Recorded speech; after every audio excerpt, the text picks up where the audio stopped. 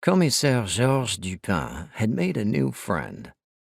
When they met for the first time, Dupin had swum out a long way from the shore, just like today.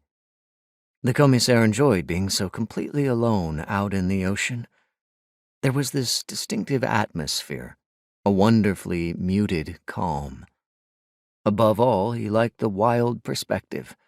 With his eyes just barely above the water, the sky and ocean seemed endless, endlessly wide, and endlessly blue, the blues above and below differing only in their shades. Today the band of sky was a touch lighter, but sometimes it was the other way around.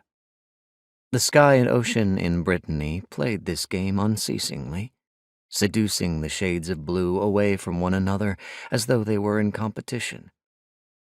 And there were also days when both took on exactly the same shade, making the horizon vanish, days when they harmoniously dissolved into each other, making the onlooker feel dizzy. Then nothing could be seen but one single sky-ocean, and it was impossible to say where one stopped and the other began. 2 weeks ago, while Dupin was swimming, something gray had appeared before him. A snout, at first, a sizable one, with distinct fur and long white whiskers on both sides.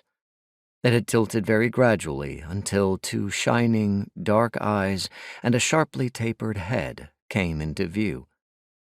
A seal, an Atlantic gray seal, to be precise, un phoque gris, as Riwal and Nolwenn, his first inspector and assistant, who was considerably more than an assistant, had later explained.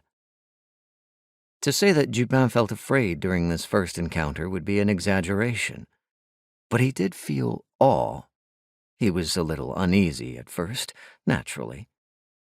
These were impressive mammals, after all, bulky and yet incredibly nimble, acrobats of the ocean.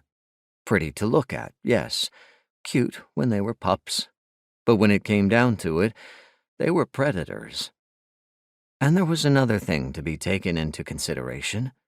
It was possible a kind of rabies existed in the ocean, too, and this particular specimen showed no sign of shyness, which, as was common knowledge, seemed suspicious for a wild animal.